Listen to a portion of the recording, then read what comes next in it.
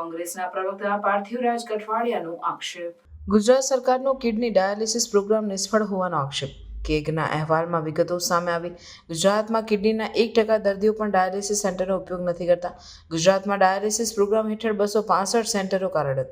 Dialysis સેન્ટરો દર્દીઓ વિના ચાલે છે. ડાયાલિસિસ સેન્ટરોમાં ડોક્ટરો અને સ્ટાફની અછત. ગુજરાતમાં 65 લાખથી વધુ કિડનીના દર્દીઓ છે, જેમાંથી 51,000 ગંભીર કિડનીના દર્દીઓ છે. 65 લાખ દર્દીઓમાંથી માત્ર 3,955 દર્દીઓ ડાયાલિસિસ સેન્ટરોમાં પહોંચ્યા છે. 265 સેન્ટરોમાંથી 165 સેન્ટરોમાં 12થી ઓછા દર્દીઓ છે. 146 સેન્ટરોમાં 10થી ઓછા દર્દીઓ રજીસ્ટર થયેલા છે. 18 સેન્ટરોમાં એક પણ દર્દી નોંધાયો નથી. 112 સેન્ટરોમાં 7થી ઓછા દર્દીઓ છે. ડાયાલિસિસ પ્રોગ્રામમાં 881 કર્મચારીઓ કામ કરે છે, જે તમામ કોન્ટ્રાક્ટર કર્મચારીઓ છે, જેના કારણે દર્દીઓ ખાનગી હોસ્પિટલમાં જવા મજબૂર છે. મોટાભાગના ડાયાલિસિસ સેન્ટરો ખાલી પડ્યા છે. ડાયાલિસિસ સેન્ટરોમાં પૂરતા ડોક્ટરો અને સ્ટાફ નથી. કિડની હોસ્પિટલના નેફ્રોલોજિસ્ટ ડોક્ટરો ડાયાલિસિસ સેન્ટરોની મુલાકાત નથી કરતા. આરોગ્ય વિભાગે આ બાબતે નક્કર પગલાં લેવા જોઈએ. કિડની હોસ્પિટલમાં 2 વિદેશી દર્દીઓને વેઇટિંગ લિસ્ટનો ભંગ કરી કિડની આપવામાં આવી. ડોક્ટરોની બેદરકારીના કારણે ગુજરાતમાં 2 દર્દીઓ કિડનીથી વંચિત રહ્યા. ડોક્ટરો સામે કાયદેસરની કાર્યવાહી કરવામાં આવી છે. ગુજરાત રાજ્યમાં ગુજરાત ડાયાલિસિસ પ્રોગ્રામ હેઠળ 265 જેટલા સેન્ટરો આવેલા છે. પરિસ્થિતિ એ છે કે IKDRCના એસ્ટિમેટ મુજબ ગુજરાત રાજ્યમાં 65 લાખથી વધુ ક્રોનિક કિડની ડિસીઝના પેશન્ટ હોય અને જેમાં 51,000 જેટલા પેશન્ટ 51,000થી વધુ પેશન્ટ જે એન્ડ સ્ટેજ કિડની ફેલિયરના પેશન્ટ હોય, ત્યારે આ ગુજરાત રાજ્યના GDP પ્રોગ્રામ, જેને A1 ડાયાલિસિસ પ્રોગ્રામ પણ કહેવામાં આવે છે, તેની અસફળતા એ કેગના રિપોર્ટના આંકડા દર્શાવે છે. ગુજરાત રાજ્યના 265માંથી 165 સેન્ટરો એવા છે કે જેમાં 12થી ઓછા પેશન્ટ રજિસ્ટર છે, જ્યારે 18 જેટલા સેન્ટરો તો એવા છે કે જેમાં એક પણ પેશન્ટ રજિસ્ટર નથી. 146 જેટલા સેન્ટરો એવા છે કે જેમાં 10થી ઓછા પેશન્ટો રજિસ્ટર હોય અને એ જ પ્રકારે 112 સેન્ટરો એવા છે કે જેમાં 7થી ઓછા પેશન્ટો રજિસ્ટર્ડ હોય. એટલે કે કુલ મળાવીને ગુજરાત ડાયાલિસિસ પ્રોગ્રામમાં 3,955 પેશન્ટો રજિસ્ટર છે. સામે ક્રોનિક ડિસીઝના આંકડો એ 65 લાખને પાર થાય છે.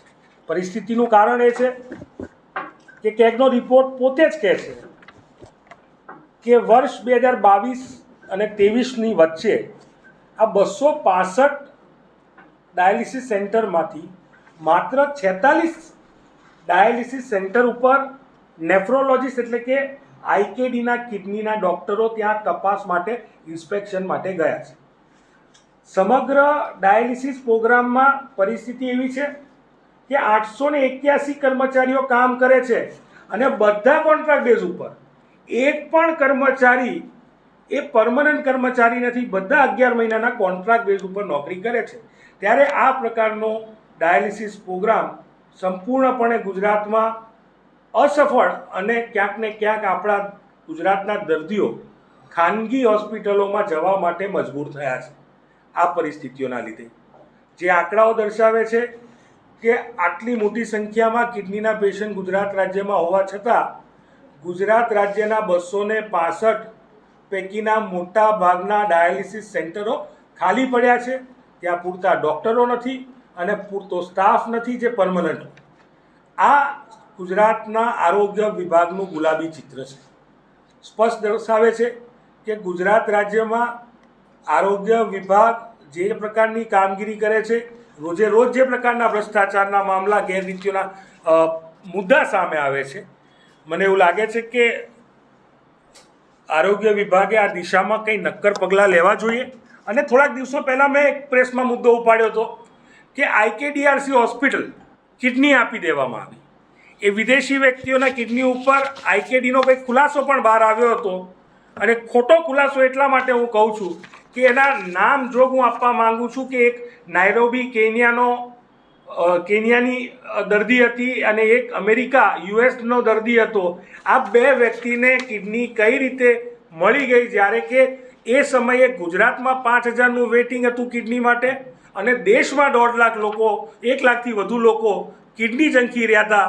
ત્યારે વિદેશી પેશન્ટને IKDRCને કયા માધ્યમથી આ કિડની આપી દેવામાં આવી? આ પ્રકારની ઘટનામાં ત્રિપુરા હોય કે જયપુર હોય, જે ડૉક્ટરોએ ઓપરેશન કર્યું હોય તેમની સામે કાયદેસરના પગલાં લેવા જોઈએ અને તે જેલ ભેગા થવા જોઈએ. ત્રિપુરા અને જયપુરમાં આ પ્રકારની ઘટનામાં તેમના વિરુદ્ધ ફરિયાદ થઈ અને ડૉક્ટરોને જેલના સળિયા પાછળ ધકેલવામાં આવ્યા હતા. તો આપણા ગુજરાત રાજ્યમાં જો આ પ્રકારની કિડની, ગુજરાતના આપણા 2 દર્દીઓ એમની ગેરરીતિથી, ડૉક્ટરોની ગેરરીતિથી કિડનીથી વંચિત રહ્યા, તો શું એમની ઉપર કાયદેસરના પગલાં ના લેવા જોઈએ? માંગ કરીએ છીએ આરોગ્ય વિભાગને કે આ દિશામાં તાત્કાલિક નક્કર તપાસ કરે. જે પુરાવા કેગમાં પણ મળ્યા છે અને જે પુરાવા ઓલરેડી ત્યાં એક્ઝિસ્ટ કરે છે, તો આ પ્રકારના લોકો, આ પ્રકારના ડૉક્ટરો ઉપર સ્પષ્ટપણે જે ડૉક્ટરોનું નામ બદનામ કરે છે એમની સામે કાયદેસરની કાર્યવાહી થવી જોઈએ.